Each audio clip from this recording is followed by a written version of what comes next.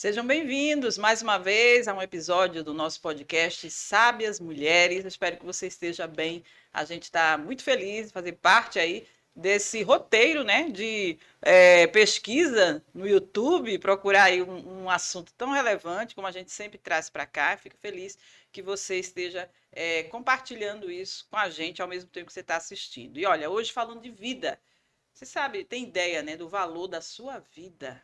Você já pensou nisso? Todo dia você acorda, todo dia você tem um roteiro aí de 24 horas para cumprir, né? E às vezes a gente não percebe o presente que Deus nos dá todos os dias, né? Às vezes tem gente que tem uma vida curta, tem gente que tem uma vida longa, mas é um presente de Deus. Então, falar de vida é tão importante para a gente valorizar isso, que a gente vai, dorme, acorda, aquela rotina e não se dá conta. Todo dia acordar e Deus, obrigada, você me deu mais um dia de vida. E olha, a gente quer falar disso no mês que a gente está gravando esse podcast. Não sei quando você vai assistir, mas a gente está gravando no mês de setembro, que é um mês que se chama a atenção para esse assunto, a questão do suicídio. Gente, é uma coisa tão triste e tão pouco falado por tabus. Existem éticas também de não propagar isso, de não se falar, mas é importante falar, não do aspecto da morte, mas do aspecto da vida, de como a gente pode prevenir, ter ações preventivas para evitar que a pessoa chegue a um ponto de não querer mais viver. Então, a gente trouxe uma convidada muito querida nossa. Seja bem-vinda. Luciana Laís. Obrigada. Seja bem-vinda mais uma vez, porque ela já foi lá no programa da rádio. Tivemos um bate-papo muito bom. E hoje, que bom que ela aceitou o nosso convite novamente. Obrigada, viu, por ter vindo. Seja bem-vinda. Obrigada, é um prazer estar aqui novamente para falar de um tema que mexe com o meu coração, né? Eu imagino, Coisa né? boa.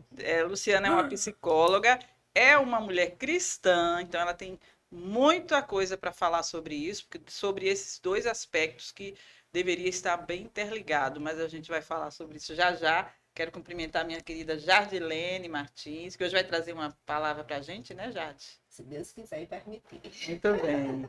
E você, Deise, como é que você encara a sua vida? Eu creio que você dá muito valor a ela, porque você é uma pessoa que se cuida, que ama estar participando das coisas, uma pessoa ativa. Então, eu vejo em você uma mulher que tem amor à vida. Muito, muito mesmo, não é? E apesar de ter convivido com esses limites, né? A vida e a morte. Morte de pessoas queridas e não por suicídio, mas também perdi uma pessoa muito querida por isso.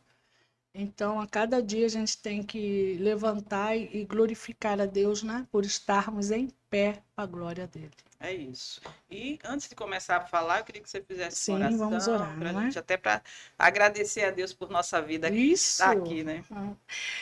Soberano Deus, eu quero louvar e glorificar, exaltar, engrandecer e te agradecer pelo privilégio, pela oportunidade que o Senhor nos concede de estar em pé para a glória e para a honra do teu santo e glorioso nome.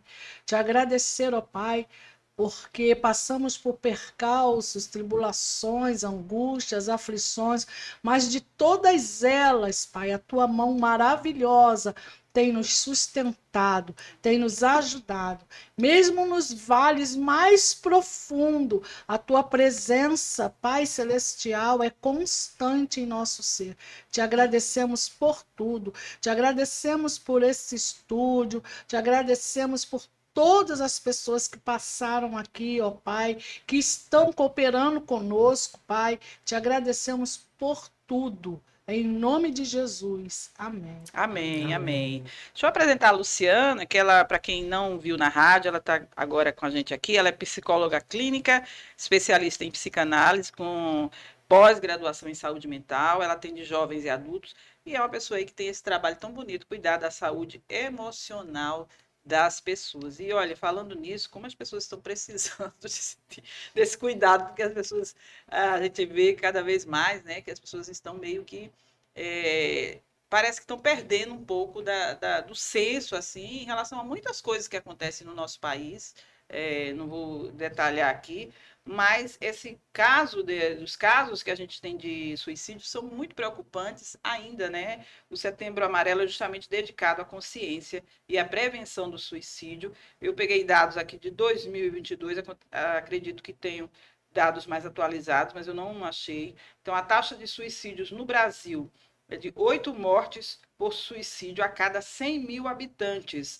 É um dado, assim, a gente pode considerar preocupante, porque as pessoas não valorizam. Eu vejo assim, as pessoas às vezes não valorizam, mas às vezes é uma questão de saúde mental mesmo. Acho que a maioria dos casos, a Luciana vai poder falar sobre isso. No mundo, a taxa global de suicídios foi de 8,9% para cada 100 mil habitantes, tá? 73% dos casos ocorrem em países de baixa e média renda, onde o acesso a serviço de saúde mental é mais limitado. Então, pode ser essa explicação. Mas eu vi também que os índices mais altos, vi uma contradição aí, porque os índices mais altos são em países como a Groenlândia, Guiana, Lituânia e Coreia do Sul. Coreia do Sul. Que lideram em taxas de suicídio, né? Então, são países bem desenvolvidos, bem né? Então, globalizados. Não sei aí né? qual é a explicação para isso. Mas antes de começar a falar sobre esses dados e tudo, eu queria que você falasse um pouco desse conflito seu de psicóloga, que é uma profissão já um pouco... a gente vê que tem um certo preconceito por parte dos cristãos, né? E como os psicólogos, às vezes, têm um preconceito em relação aos cristãos, porque, às vezes, não querem que seja uma coisa ligada à outra.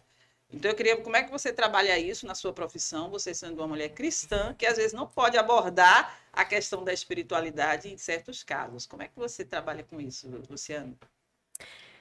Silvia, é interessante porque, de fato, é um desafio, né? Eu já estou formada desde 2004, então já tenho uma estrada longa nesse conflito. E, como eu disse, é um tema que toca o meu coração, porque como Deise falou, essa é uma experiência que ela tem na própria vida, o fato do suicídio ter acontecido na vida dela. Eu também vim de uma família onde aconteceu suicídio na minha casa, na minha família extensa, de um tio quando eu era muito jovem, uma criança, né? E aí, desde criança, eu fui sempre muito curiosa e muito observadora. Então, muito ouvinte. Sempre andei com os adultos, com os idosos, e sempre fui muito observadora, ouvinte, analisadora, muito analítica, na verdade. Então, aos 14 anos, eu tive na minha família mais próxima o adoecimento mental. E, ao mesmo tempo que eu ouvia de um lado, é doença, eu ouvia do outro lado, na minha família cristã, dizendo, é o demônio, é o diabo. E aí o conflito começou. Aliás, começou a pesquisa, né? Porque eu comecei a ler, a estudar sobre psicoses e essa pergunta começou a ser a minha pesquisa. Aos 14 anos, eu estava na 8ª série, no 1º ano, por ali. E aí, eu já comecei a pesquisar e a estudar sobre isso naquela época. E essa discussão continua até hoje.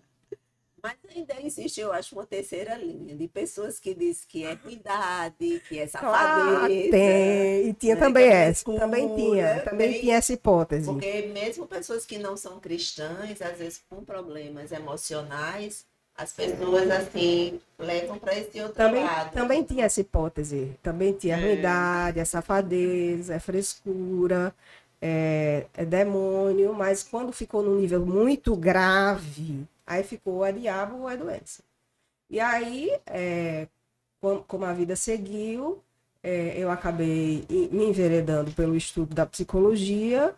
E como eu me tornei uma cristã, eu era cristã católica, não muito praticante, ia para as missas dominicais às vezes, mas sem muita firmeza de leitura bíblica, sem muita firmeza de conhecimento bíblico, sem muita firmeza do conhecimento das próprias doutrinas católicas.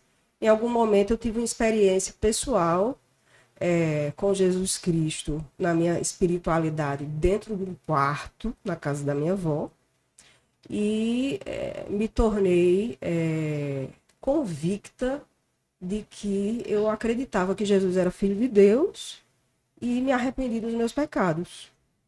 E ali eu disse assim, eu sou uma católica diferente. Aí, alguns anos depois, eu me decidi ser evangélica. E me tornei, assim, depois da espiritualidade somente, eu me tornei da religião evangélica. E aí eu já estava na universidade, com o pé na universidade e com o pé na igreja. Então, esse conflito foi indo e eu fui me tornando, com o pé na universidade, estudando a psicologia e com o outro lado, estudando a Bíblia. Então, essas questões, elas se tornaram, assim, dentro de um amadurecimento cognitivo, digamos assim, eu fui estudando as duas coisas ao mesmo tempo. Como cuidar das questões emocionais do ponto de vista da ciência e como cuidar das emoções do ponto de vista da Bíblia. E fui caminhando. E aí, nesse conflito, como você diz, do ponto de vista... Dentro da igreja tem um grupo que fala mal, que critica, que não compreende a profissão da psicologia, né, e a ciência da psicologia. E dentro da psicologia, a fé cristã é altamente criticada, até historicamente. E aí, por isso que eu apareço pouco. Porque eu, de alguma forma, apanho dos dois lados, né? E aí eu faço o meu trabalho de uma maneira, tento fazer o meu trabalho da maneira mais ética possível, porque o meu trabalho consiste em cuidar das emoções das pessoas, respeitando a religião de cada uma, respeitando a fé de cada uma, mas consiste em tratar o histórico delas, as emoções, os traumas, a ressignificação da vida pessoal, respeitando a fé dela. Se ela for cristã e ela quiser que a fé entre na conversa, porque é uma conversa entre duas pessoas, num contrato profissional, né? Onde o objetivo é tratar as emoções. Então, se ela quiser que a fé entre, ela tem liberdade de falar da fé. E aí, como sempre, entre os problemas emocionais, a dimensão da fé entra, ela tem liberdade de falar, e aí eu vou ter liberdade de trabalhar com ela. E respeitando, se uma pessoa diz, eu não creio, ou ela diz, eu creio que a vida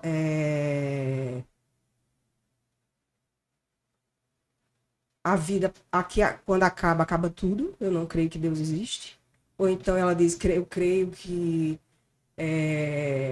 Jesus é um mestre da sabedoria e da bondade, e ele é bom, e que a vida, quando acabar, eu tenho que ser boa, eu tenho que ser uma pessoa boa, e que eu tenho que ser altamente boa, eu tenho que ser boa, e tudo que eu fizer aqui, o máximo de bondade que eu fizer para conquistar a plenitude da sabedoria e conquistar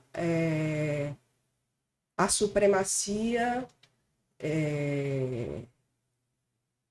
e conseguir pelos meus méritos a plenitude, e para ir para um lugar melhor, com os espíritos bons. É assim que você crê? Ok.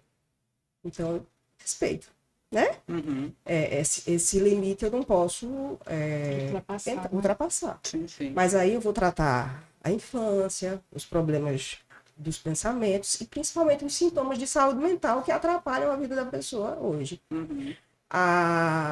O meu papel aqui é ajudar naquilo que interfere a vida da pessoa enquanto pessoa humana, né?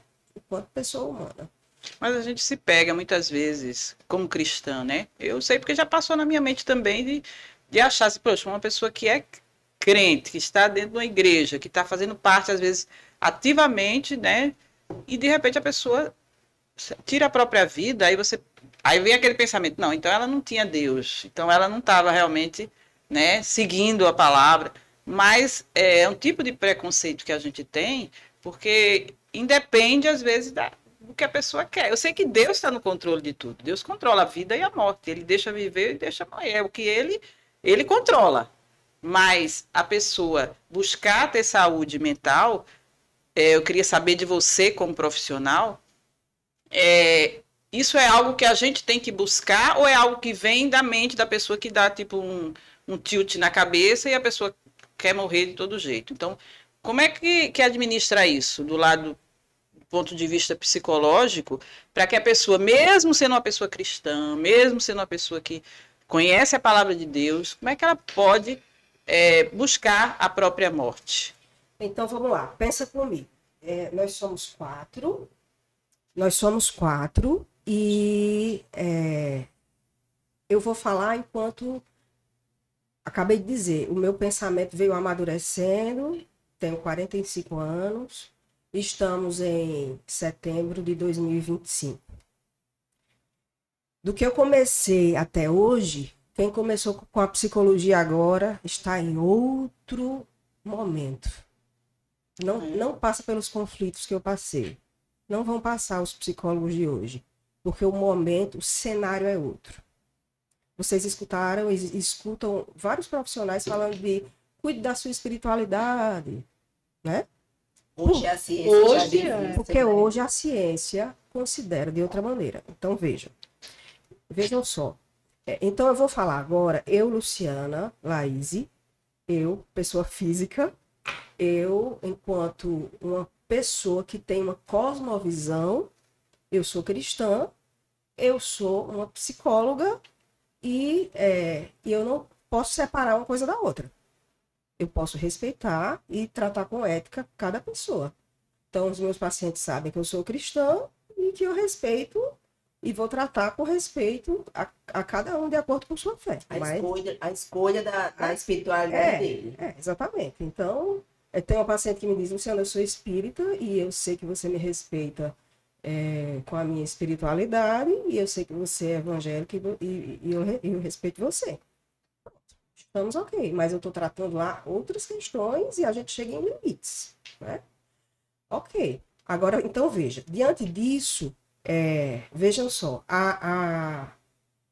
vou começar. Não era para ser assim desde o princípio, ok? Mas a vida debaixo do sol nos traz algumas limitações e frustrações. Primeiro, o sofrimento é humano. Faz parte de todo ser humano, na vida de todo ser humano. Segundo, o adoecimento. Faz parte da vida de todo ser humano. Terceiro, a morte. É para todos. Todo mundo tem certeza disso. Então, o adoecimento, ele pode ser físico, mental, emocional e espiritual. Porque o ser humano é esse que eu chamo de esse complexo, o ser humano é complexo, eu digo assim, ó, grifa, misteriosamente conectado. Bonito. Grifa o mistério, que é misteriosamente conectado. Os aspectos físicos, mentais, emocionais e espirituais estão interligados e um influencia no outro. E toda vez que alguém, ou seja, a filosofia, ou a teologia, ou a medicina, ou qualquer área, vem e diz, eu explico, Freud explica, ou a teologia explica, ou a filosofia explica, erra. Porque é mistério. Porque o ser humano é misterioso, porque a vida é misteriosa, porque tem os acidentes embaixo do sol. Entende? A A complexidade. complexidade é grande. Coisa linda. Nunca Então, tinha por isso que pensado. aqueles transtornos mentais, eles são descritos como transtornos, porque a classificação que é feita na medicina, ela é uma descrição de sintomas para descrever, para não chamar doença, chama desordens, daquilo que mentalmente, em vez de ser ordenado no normal, saiu da ordem, saiu do trilho. Então, são desordens. Desordens do aspecto do humor, transtorno de humor. É que é muito importante falar sobre isso, porque a gente também vê, como eu também já tive esse pensamento, de que a pessoa que tem uma vida satisfatória, digamos assim, do ponto de vista financeiro, emocional, tem um suporte da família. Aí você pergunta, por que uma pessoa dessa querer morrer? Então, o que leva uma pessoa a chegar nesse ponto, né? É algum tipo de sofrimento interno que ela não consegue expressar? Eu queria, assim, São traumas. entender, é um trauma. Às vezes a pessoa nem tem esse trauma, ou pelo menos que às vezes a gente não conhece, mas pode ter, né? Eu queria saber o que é que desencadeia isso, essa mudança no humor, no pensamento que leva a pessoa a não querer mais viver. É isso que eu tenho. A se deprimir, né? A ponto de Porque pensar. Então, muito, respondendo essa e a outra, continuando a outra, Hum. um transtorno pode ser um transtorno de humor, pode ser um transtorno da ansiedade, pode ser um outro tipo de uso de álcool e drogas, pode ser um transtorno de esquizofrenia e outros tipos de doenças mentais, ou seja, que todas as pessoas, independente da idade, independente da fé, independente de qualquer coisa, pode ser, independente de qualquer coisa, qualquer um que vive debaixo do sol pode ter. Então, não depende não só depende. do ambiente externo. Não depende, né? porque é misterioso. São aspectos físicos, como eu falei, físico, mental, emocional e espiritual. E é algo que E a ciência hoje chama de o ser humano ser biopsicossocial espiritual. Certo? Então, a dimensão da fé já é algo que a ciência considera. Inclusive, depois eu falo, vocês me cobrem falar dessa área, tá? Para não fugir da sua pergunta. Então, o que é que faz uma pessoa pensar em tirar a sua vida? Os especialistas em suicidologia dizem que tem uma espécie de mix de sentimentos. Solidão, humilhação, tristeza, desamparo e vergonha. É um mix desses sentimentos.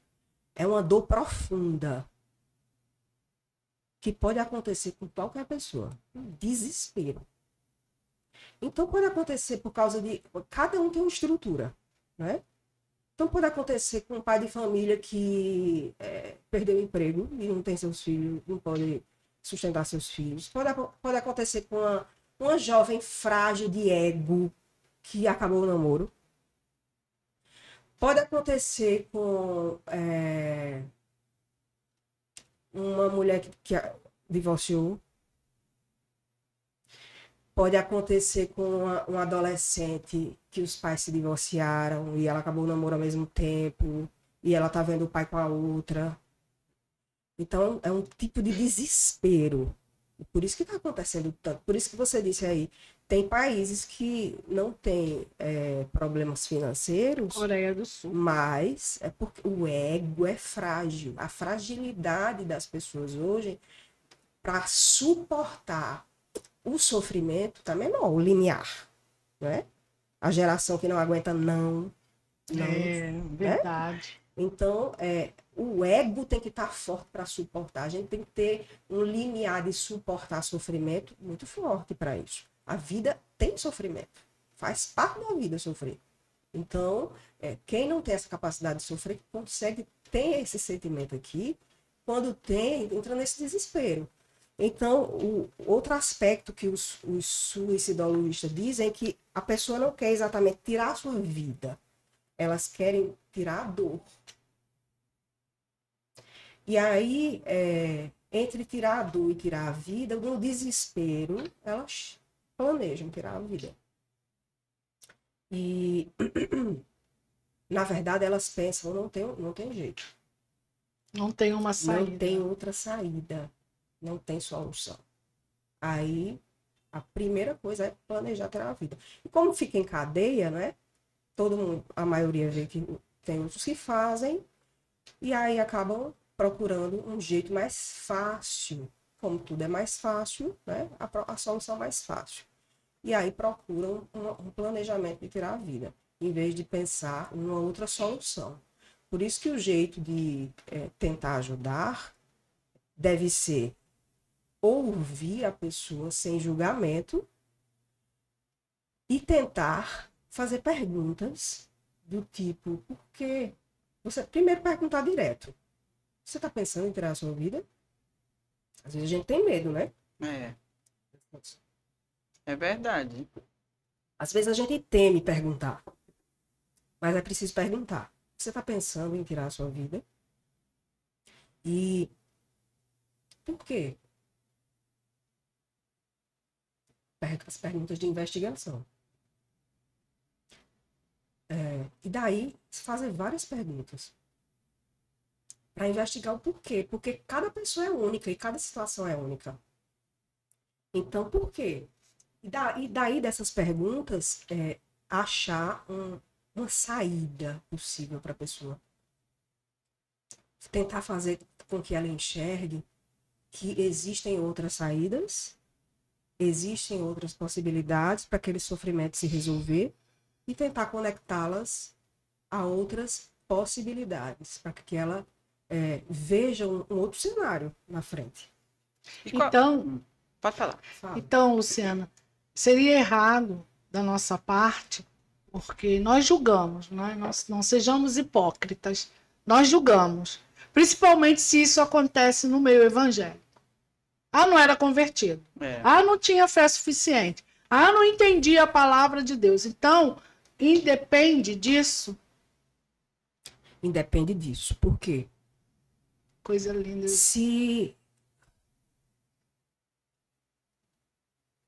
Veja só, se Jesus achasse alguém assim, se Jesus encontrasse alguém em sofrimento, o que é que Jesus disse sobre quem é o teu próximo? A questão, Deise, é que é um sofrimento. Então, você falou, a gente julga. Sim. Então, a gente está diante de um problema que é um sofrimento. Então, o nosso papel, eu estou falando aqui do meu papel enquanto psicóloga, mas anterior a ser psicóloga, o meu papel enquanto humana. E anterior à humana é enquanto cristã. Você disse que teve alguém na sua família e você foi Não, é amigo. Alguém na sua rede, né? Eu tive alguém na minha família, eu fui alvo desde pequena desse sofrimento familiar de alguém que tirou a vida, um tio meu. Então, quando a pessoa tira a vida, ela não choca, ela não faz sofrer somente uma pessoa, duas pessoas, três pessoas, quatro pessoas. É uma coisa em cadeia, né? Ela faz sofrer no mínimo 60 pessoas, o estudo diz. De 10 a 60 no mínimo. Então, a gente está fazendo, de alguma forma, uma ação de misericórdia, sabe? Então, o julgamento não é uma coisa boa. O julgamento é uma coisa que não vai adiantar nada. Até porque Do ponto de vista da teologia, se a pessoa foi ou não foi, isso é uma ação, o julgamento não pertence a nós. Quem senta na cadeira do juiz não somos nós, né? E do ponto de vista da salvação, do ponto de vista da teologia, ela pertence a Deus. Se foi salvo pela fé. E isso aí é irreversível, né? Sim. Por todos os seus pecados ela foi salva, inclusive pelo ato. Mas qual é o papel da gente, Luciana? Eu até queria que você desse uma dica, porque os sinais aparecem, né? Só que a gente às vezes não julga que é um sinal. A gente acha que às vezes que é frescura, que muitas vezes tá fazendo charminho, por isso. não sei o quê. Você tem tudo, para que isso? Aí você às vezes está no meio de alguém ou está próximo, estou falando isso para quem tem proximidade com alguém que dá sinais, e como é que a gente identifica e qual é o nosso papel, como a gente proceder isso? Encaminhar para uma terapia? Como é a abordagem que a gente deve ter com uma pessoa assim? Olha, os sinais às vezes são bem sutis. Na verdade, a família que está perto, ela pode identificar melhor. Os sinais podem ser um isolamento, pode ser uma mudança de comportamento do tipo irritação, pode ser fala sobre morte, do tipo era melhor não estar aqui, vocês seriam mais felizes sem mim. Pode ser se trancar no quarto e ficar dias, se isolar, mandar mensagens virtuais, do tipo despedida. E são complexos os sinais, né? Mas, no geral, você vai vendo a pessoa com uma mudança de comportamento muito radical, né? E, às vezes, é rápido. Porque se for uma crise do ponto de vista da saúde mental, ela pode ser uma crise de humor, uma crise na área da psicose, que pode ser visível aos olhos, você vê que a pessoa não está normal, não está com as suas atitudes normais, fazendo coisas muito estranhas, e nesse caso é muito importante encaminhar para um tratamento de saúde mental, psiquiátrico, psicológico, né? Em casos menos visíveis, é importante que a família chegue perto, que os amigos cheguem perto e que tenham um acolhimento. O que é básico é que precisa de presença, que precisa de escuta e que precisa de fazer eu chamo de rede de cuidado. Uma rede de apoio, mas eu gosto de chamar de rede de cuidado. Primeiro, a família como ambiente de cuidado. A família, todo mundo, a maioria das pessoas tem algum vínculo familiar. Esse é um vínculo que permanece, é permanente, uma mãe, um pai, um irmão, um primo, e é um vínculo que é mais constante, é mais presente. Você almoça, você vê no final de semana, é um vínculo que precisa permanecer, e a gente precisa fazer com que esses vínculos sejam mais fortes. Então, a família como esse ambiente de cuidado, um ambiente que dá apoio emocional, dá sustentação emocional. Segundo, a rede de apoio aquilo que eu falei a vocês que me chamassem a atenção para eu falar, agora eu vou falar. Sim. A ciência já vê a espiritualidade como uma área, certo? Uma área importante. Então, a igreja e os grupos religiosos são para a ciência hoje um fator protetor. Então, se a pessoa tem uma espiritualidade, tem uma fé, no caso da fé cristã, se a pessoa tem uma fé, isso já é um fator protetor. Tipo, ela pensa, o que é que Deus vai pensar de mim? Ou então, para onde eu vou se eu fizer isso? um pensamento, porque a mente está pensando, né? Ou então ela pensa... Ela não é só autorreferente, ela é teorreferente, né? O que é que Deus pensa sobre o que é que as pessoas vão sentir sobre o que eu vou fazer? O que é que Deus vai pensar? Como a minha mãe vai ficar se eu fizer isso? O mal que eu vou fazer para minha mãe. E o que é que eu vou... Aí também ela pensa o que é que a minha mãe vai pensar sobre mim. Então, são vários pensamentos que rolam na cabeça da pessoa que está tentando. Uhum. E aí, a espiritualidade tem um fator protetor, isso quem diz é a ciência, certo? Já está falando sobre isso. Que bom. E aí, a espiritualidade tem esse fator protetor. E aí, a religiosidade, que é a rede de apoio que a igreja faz, que são o quê? São as pessoas que fazem parte da igreja. Os vínculos que nós fazemos com as pessoas. Esses vínculos são também fator protetor. Por quê?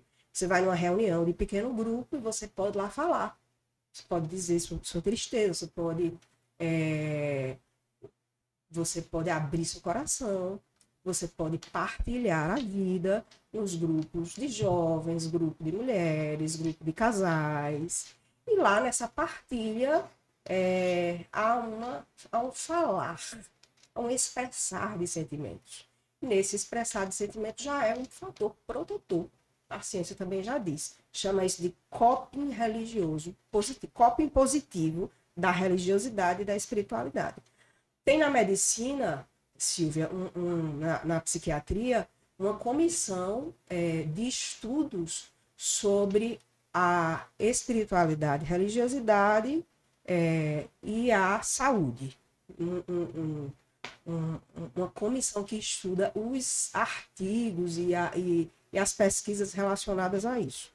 E os médicos já estão sendo treinados a estudar qual é o seu histórico religioso, qual é o seu histórico espiritual, qual a fé que você tem, desde quando, como é que ela atua positivamente ou negativamente na sua vida, sabe? Uhum. Então a gente está nesse cenário, 2025, Bom. no Brasil. Coisa boa, não é? No Brasil, é bom, né? Então, por quê? O Brasil é a sua maioria católico e evangélico. Então, não tem como desconsiderar isso, né? E aí, como é que a gente tem que fazer? A gente tem que pensar a família como ambiente de cuidado, os vínculos, as amizades, a espiritualidade, os vínculos sociais, relacionais, nas comunidades de fé. E aí, a última coisa, pensar num plano protetor, num plano de cuidado. Caso a pessoa esteja no ápice da crise, tem um CVV, 188, para ligar na hora, né? E tem pessoas treinadas para ouvir sem julgamento. Ninguém lhe conhece, ninguém sabe quem você é e ninguém vai lhe julgar. Opinião não nenhuma, vai emitir né? opinião nenhuma. Vai ouvir. Vai só ouvir, na hora H, né? Na hora da crise. Mas na hora da crise. Essas outras coisas são permanentes, que eu falei, né? E na percepção de um problema de saúde mental, é preciso encaminhar. Porque sem saúde mental, Silvia, não tem saúde, né? A interpretação da vida, a interpretação dos fatos, a interpretação da Bíblia, a interpretação de si, a interpretação de tudo fica comprometida se a sua mente não está em ordem. Se ela está em desordem. Esse é o problema dos transtornos. Isso vale para todas as idades, né, Luciana? Independentemente da idade, né? Olha, eu queria dar uma pausa para ouvir uma mensagem da parte de Deus. Ela já está falando coisas que dizem respeito à palavra de Deus aí. Isso é muito bom quando une uma coisa com outra. Mas a Jasilene separou aí uma mensagem, né, uma reflexão, e a gente vai ouvir agora, depois eu volto a falar com a Luciana. E o texto que eu trouxe para falar, né, é o trecho de Provérbios 31, eu quero ler só o 10 e o 12, que apesar do tema ser, na Bíblia não, tem conselhos para o rei Lemuel, né, mas todos usam muito o tema de a mulher virtuosa para esse texto. Mas eu quero ler e comentar sobre o homem, sobre a mulher e sobre Deus. É tão importante nesse aspecto da vida, porque já em outro podcast aqui que falei do Salmo 127, que é a formação da família, né? Se o Senhor não edificar, a casa em vão trabalham os que a edificam. Então, para essa construção da família, é necessário que Deus esteja presente no alicerce, formando e fixando. E eu falando sobre aquilo, né? Hoje, quando vinha trazer esse texto, eu me lembrava porque eu mencionei, né, sobre o homem, sobre mulher e sobre a formação da família.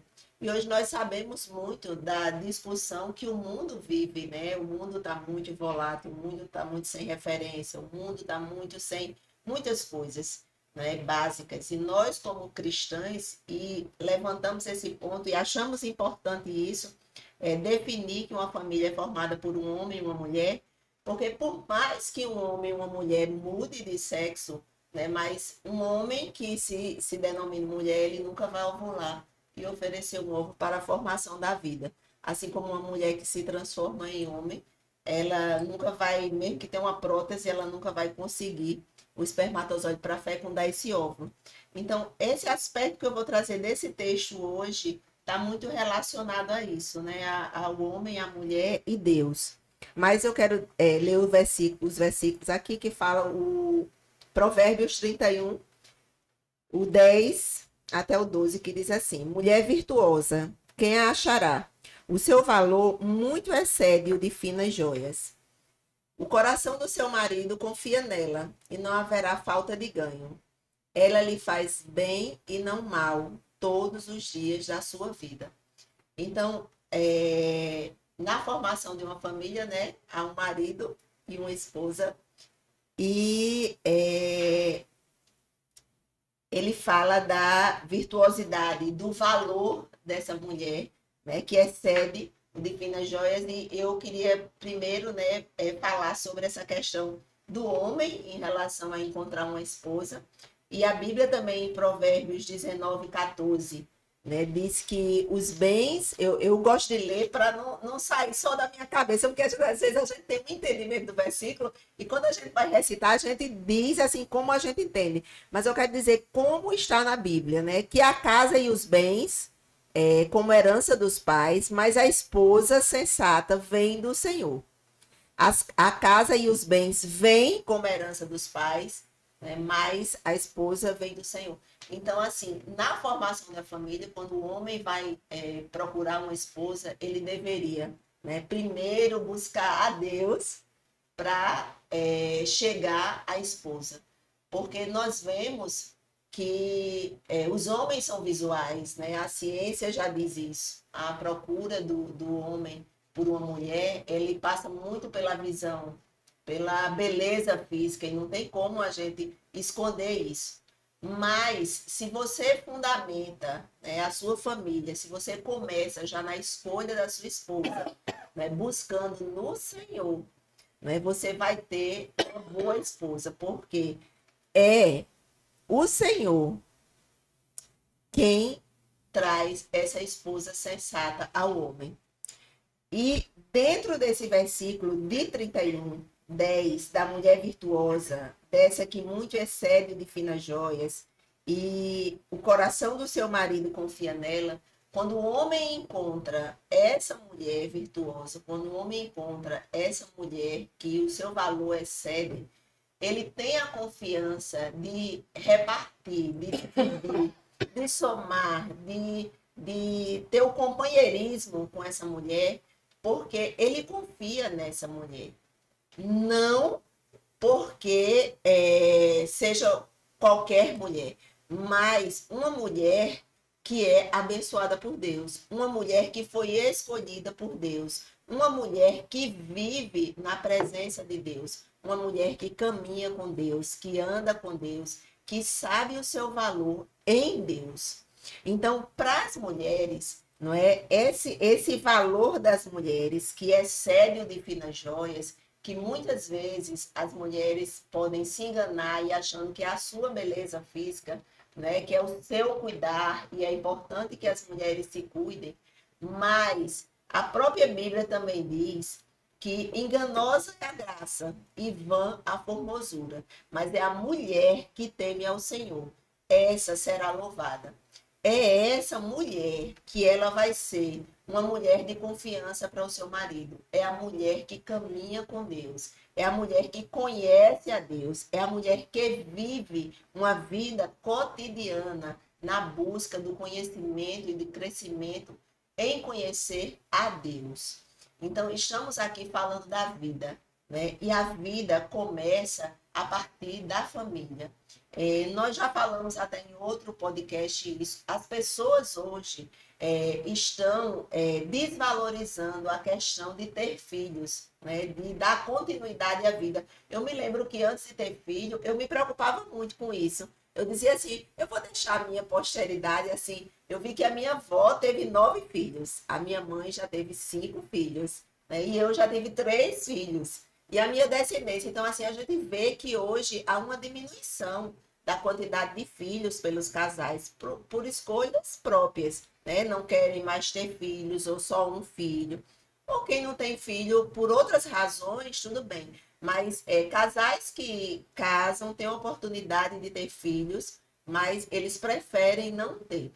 Mas se eles estiverem buscando primeiro a Deus, né, e não o proveito próprio, o favorecimento próprio, porque muitas vezes homens buscam esposas que completem ele fisicamente, emocionalmente, que sejam uma companheira, mas a última coisa é que elas sejam uma mulher segundo o coração de Deus, que elas sejam mulheres tementes a Deus, que elas sejam mulheres que busquem a Deus em primeiro lugar. Assim, semelhantemente, as mulheres, né, elas devem, antes de buscar um marido, porque esse marido virá se for a vontade de Deus, elas devem buscar a Deus. E quando eu leio esse texto e vejo que tudo está ligado a Deus, né? Então, eu lendo um texto que me remeteu, foi o texto de Atos 17, 24, quando Paulo está falando lá aos atenienses, ele vê tanta idolatria e tem um Deus desconhecido. E no versículo 24, né, eu gosto de ler o texto, o versículo 24 diz: o Deus que criou o universo e tudo que nele existe é o Senhor dos céus e da terra e não habita em santuários produzidos por mãos humanas. Então, quando ele estava falando de todos aqueles deuses que estavam lá e tinha um espaço vazio, sem nada, ele disse: esse é o nosso Deus. E aí a esse Deus, que é o Deus que nós cremos, ele atribuiu que ele criou o universo e criou tudo o que nele existe. Então, esse Deus que nós acreditamos é esse Deus que criou tudo e todas as coisas e que controla todas as coisas, porque a Bíblia também diz que ele é mantenedor daquilo que ele criou. E é mantenedor da vida, e é mantenedor da família, e ele é mantenedor de todos nós, homens e mulheres. Então, uma lição que esse trecho me trouxe, né, e me deixou assim bem impactada, porque mesmo nós, como cristãs, nós precisamos conhecer, né, e buscar cada dia mais o conhecimento do Senhor. Porque por mais que a gente estude a palavra de Deus, ela se renova a cada manhã.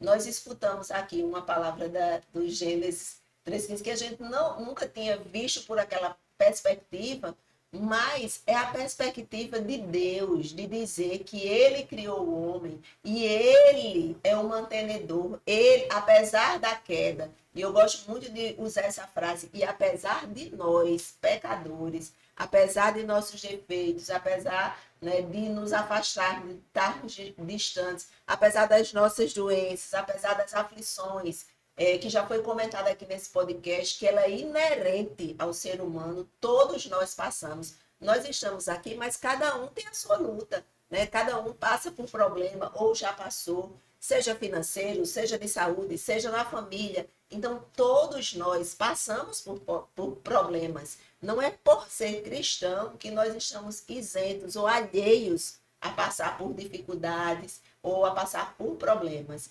Mas a cada dia que nós possamos reconhecer que o Senhor, Ele é o dono da nossa vida.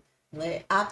Apesar de todas as dificuldades, apesar dos problemas, mas começar a olhar com um olhar de gratidão, um olhar diferenciado. A gente pode olhar para uma mesma situação, até pessoas diferentes, ou a mesma pessoa. Eu posso olhar para uma situação, a mesma situação, com um olhar de gratidão ou com um olhar de reclamação. Então, às vezes, a forma como a gente olha para aquilo, vamos dizer, a gente está em casa com a louça suja, e a gente, às vezes, está reclamando, olha a pia, quanta louça suja. Mas a gente pode ver com gratidão. Se há uma louça suja na pia, é porque houve comida. É porque houve pessoas para comerem aquela comida. Então, houve compartilhamento, houve comunhão. Então, assim, o olhar que a gente desenvolve para uma situação, ela muda a forma como a gente vê a situação. E eu gosto muito de olhar a situação, sendo ela difícil ou sendo ela favorável, porque às vezes a gente também está recebendo uma coisa boa, né? A gente, nesses dias eu troquei o meu carro. Então, assim, eu estava com um carro novo. E aí eu estava preocupada, assim, eu digo, eita, assim, e esse carro agora, como é que eu vou colocar ele no trabalho? Aí eu parei, eu disse, Senhor, eu quero só agradecer porque eu estou com este carro. Então, mesmo numa coisa boa que lhe acontece, você pode olhar com um olhar de gratidão ou com um olhar de preocupação. Porque eu comento aqui que meu trabalho ele tem algumas peculiaridades, que eu coloco o carro. Então, assim, eu estava me preocupando com uma bênção que eu tinha recebido. Então, assim, tudo na nossa vida, né? A começar da família, que é onde vai proporcionar a vida, a novas vidas. A gente pode olhar com um olhar de gratidão ou pode olhar com um olhar de preocupação. Então, que nós possamos reconhecer que Deus, Ele é um Deus criador, mas Ele é um Deus mantenedor. Ele é um Deus que cuida, Ele é um Deus que zela, Ele é um Deus que abençoa. Ele é um Deus que corrige, porque Ele é justo e porque nós precisamos crescer, aprender. E se nós não formos corrigidas, como a gente vai aprender? Pense você indo para uma escola e você faça uma atividade que o professor passe e você faça errado e o professor tá certo, guarda ali. Como você vai aprender se você fez errado? Você tem que aprender que aquilo foi errado e que você aprenda a forma certa. Então, assim também, a nossa vida é uma escola, é um aprendizado, é um crescimento. E todo o tempo que nós passarmos aqui, nós estaremos aprendendo até alcançarmos a estatura de varão perfeito. Então, nós que cremos, né, num Deus poderoso, num Deus salvador, num Deus cuidador, num Deus protetor, num Deus que abençoa, nós cremos que Ele também nos corrige. E nos corrige porque Ele nos ama. E esse texto, apesar de muitas pessoas falarem nele noutra perspectiva, eu escolhi falar na perspectiva da vida, né? Dessa junção de homem e mulher, de como o homem confia na mulher e como a mulher é para o homem, e tudo isso em Deus, num Deus que nos criou, e num Deus que cuida de nós, num Deus que tem cuidado das famílias, que tem cuidado das pessoas, que tem levantado pessoas profissionais, né, e inclusive da psicologia, graças a Deus que a ciência hoje entende a espiritualidade. Eu acho que hoje a religião entende menos, né, a questão da psicologia ajudar nos cristãos com essas dificuldades, com essas desordens, né, de transtornos e tudo mais, do que a própria ciência, porque hoje a ciência já reconhece que a espiritualidade, que a igreja, que a fé, que essas coisas são importantes, são inerentes ao ser humano, né? Que na complexidade que nós fomos criados, que nós precisamos dessa intimidade com Deus, dessa religiosidade, de desenvolver essa fé.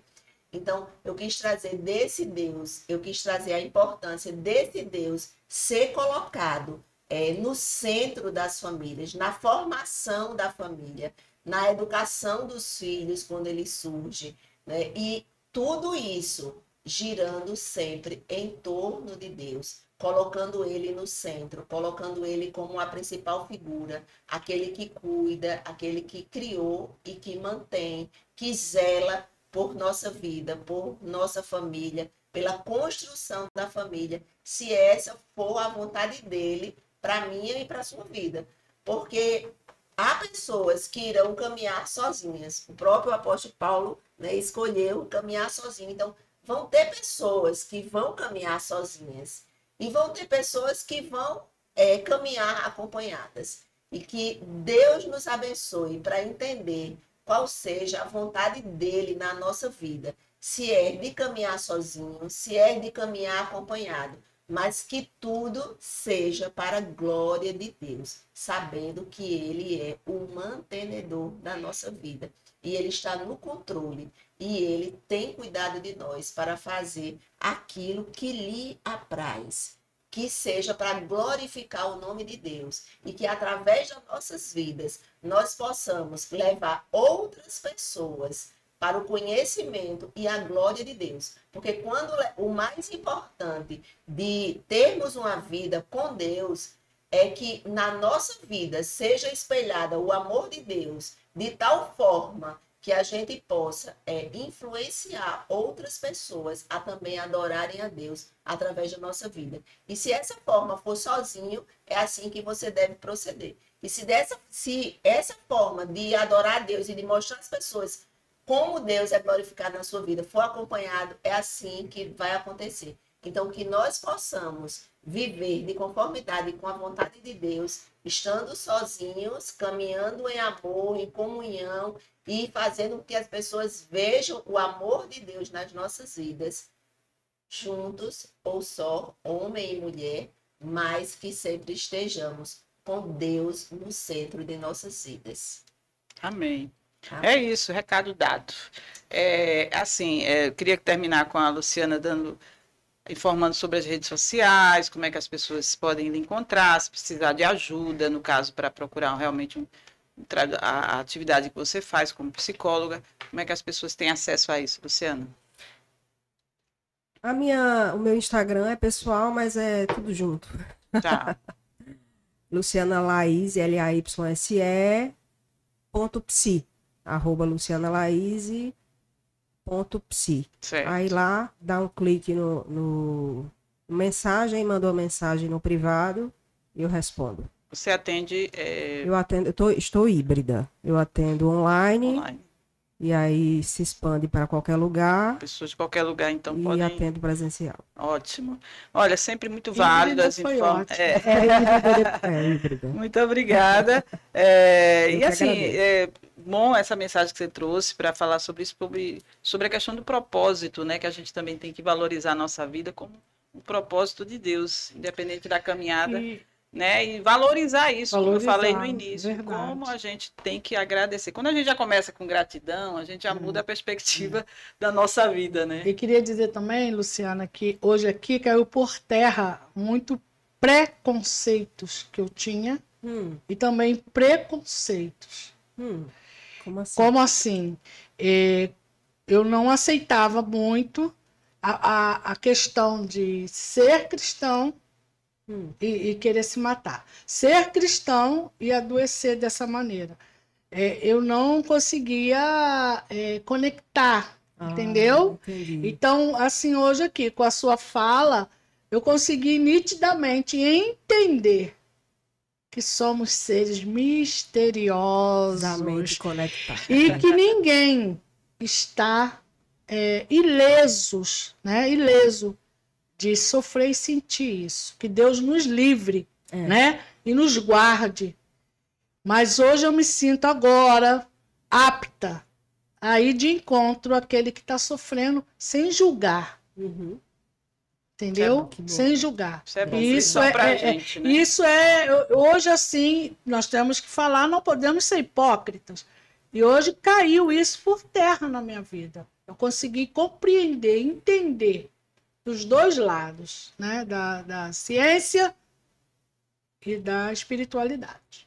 Obrigada, Luciana. Obrigada Foi uma por bênção. participar mais uma vez com a gente. Muito bom Obrigada. estar com você. Que Deus te abençoe nessa sua caminhada aí, Verdade. desse seu trabalho que é tão importante, viu? Muito Eu obrigada. agradeço, Silvia, agradeço, Deise, agradeço, Jardilene. E para terminar, eu queria só deixar uma frase de que as palavras de Jardilene demonstram o que a ciência está falando sobre o coping positivo, né?